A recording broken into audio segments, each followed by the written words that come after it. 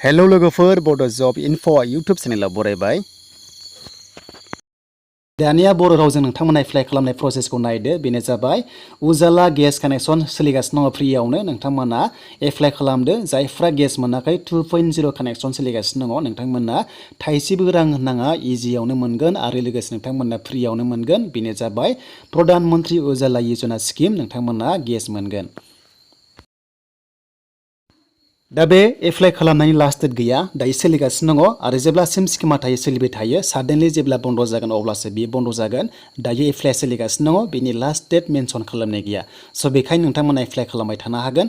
दा जायफोर नोंथांमोना चेनेलाव गोदानै फैदों साबस्क्राइब खालामदो। बेबायदि नोंथांमोना गोदान गोदान स्किमनि आपडेट मोनबाय थागोन। दायो जाबाय बे एलपिजि फ्रि गेस कानेक्सन सोलिगासिनो दङ, फ्रियावनो नोंथांमोना मोननो हासिगोन। बेखायनो भिडिअखौ नायलांबाय थादो बोरै बोरै एप्लाइ खालामनांगौ। स' बिदिब्ला जों थांसै अफिसियेल वेबसाइटआव, बेनिफ्राय एप्लाइ खालामनाय प्रसेसखौ जागायनोसै। नोंथांमोना भिडिअखौ नायलांबाय था। दा नोंथांमोना वेबसाइटखौ मोनगोन, डिसक्रिपसनाव दङ। दा जायखिजाया मोनथामनि गेस नोंथांमोना लानो हागोन। मोनथामनि गेजेराव मोनसे बासिनानै, जेरै दं इण्डियान गेस, बेनिफ्राय भारत गेस आरो एचपि गेस। दा मोनथामनि गेजेराव बबे साबसिन नोंथांमोना बेखौ बासिनानै लाबानो जाबाय। दा नोंथांमोना बेखौ एप्लाइ खालामबा, अनलाइन एप्लाइ खालामबा जेबो डकुमेन्ट्स होनाङा, आपल'डल' खालामनांगौ आरो नोंथांमोना गाव गावनि गेस एजेन्सियाव खबर लाबानो जाबाय खाथियाव। ओमफ्राय बेखौ गासिबो एससि एसटि अबिसि गासिबो मोनो बे स्किमखौ लोगोफोर, आरो बैसोआ 18 इयार्स जानांगोन। अमेनफ्राल' मोननाय जायो। दा बेखायनो जायफोरा अमेनफोर नोंथांमोना बेखौ मोननो हागोन आरो जायफ्रा न'खराव गेस दंखायो बेखौ मोना। बेखायनो रेशन कार्ड बिनाय जादों। थ' नोंथांमोना रेशन कार्ड नांथारगोन।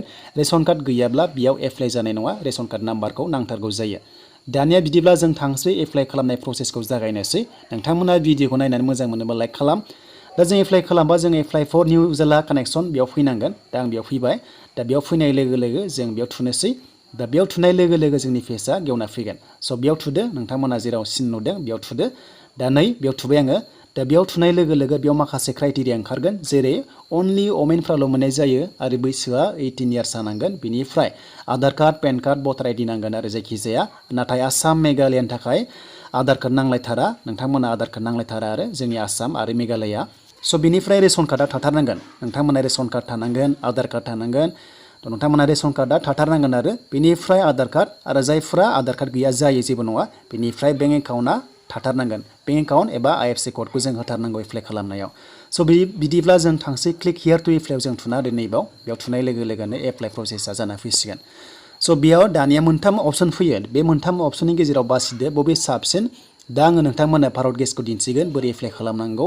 मानोना नोंथांमोना क्लिक हियार टु एप्लाइआव थुनाय लोगो लोगो एप्लाइ खालामनो हायो। स' बिदिब्ला जों भारत गेसखौ जों एप्लाइ खालामनाय प्रसेसखौ जागायगोन आरो बेयाव नोंथांमोना जायफोर इन्टारेस्टेड भारत गेसखौ लानो हागोन। स' बेयाव जोङो क्लिक हियार टु एप्लाइआव थुनाय लोगो लोगोनो पेजआ गेवना फैयो। नोंथांमोनाबो बेयाव थुबानो जाबाय। दा बेयाव थुनाय लोगो लोगोनो बेबायदि फैसिगोन। एक्सेप्ट खालाम, नोंथांमोना बेयाव एक्सेप्टआव थुना हो।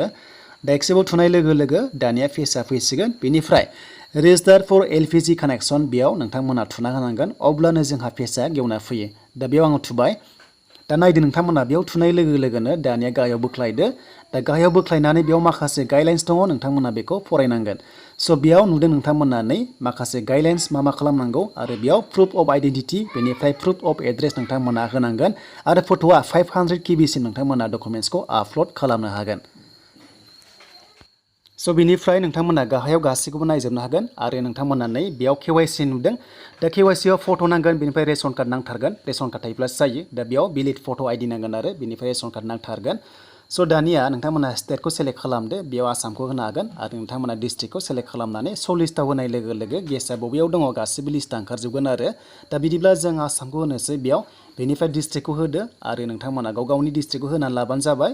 बेनिफ्राय स' लिस्टआव थुनोसै बबेयाव गेस दङ, एजेन्सि दङ बेयाव ओंखारगोन नै बेबायदि। दा बिदि ओंखारगोन आरो। थ' नोंथांमोना बिदि एड्रेसखौ मोनगोन। दा बिनिफ्राय नोंथांमोना टिक मार्क होनांगोन बक्सआव। दा बिनिफ्राय फन नाम्बार थायो, थ' नोंथांमोना कन्टेक्टबो खालामनो हागोन। बेनिफ्राय दानिया कन्टिनिउआव थुना होदो, अब्लानो पेजआ गेवना फैसिगोन। दा जों कन्टिनिउ थुबाय। दा बेयाव थुनाय लोगो लोगो नायदो नै बेबायदि ओंखारना फैगोन। दानिया बेयाव माखासे फिलआप खालामनाय प्रसेसा फैबाय। स' नोंथांमोना जेराव गोजा स्टार मार्क मोनदों मेन्डेटरि, बेखौ गासिबो फिलआप खालामथारनांगौ। दानिया जोङो नामखौ सेलेक्ट खालामसै। दा बेनिखायनो जों बक्सआव जों फिलआप खालामसै मा होनाय दङ। नोंथांमोना मेसेजखौ होदो, जायफोरा हिन्जावफोर नालाय बेनि एप्लाइआ। दा फार्स्ट नेमाव नोंनि नामखौ होदो, नोंथांमोना नामखौ होदो। बेनिफ्राय मिडल नेम दंबा होबानो जाबाय, गैयाबा नाङा।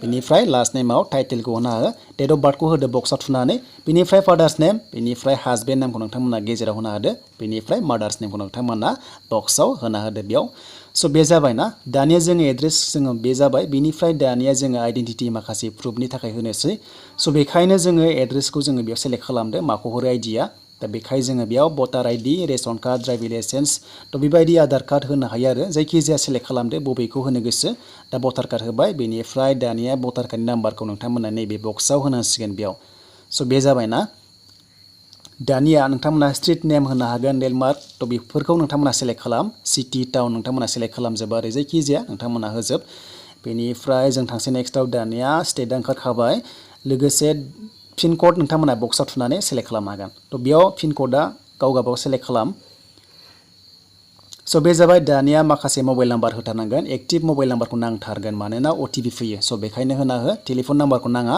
बेनिफ्राय इमेल आइडिया नांथारगोन बेखौ नोंथांमोना होनानै अटिपि मोनगोन थ' बेखायनो इमेल आइडि नोंथांमोना होनांगोन थ' बे कम्पालसरि स' बेनिफ्राय दानिया थांसै नेक्स्टआव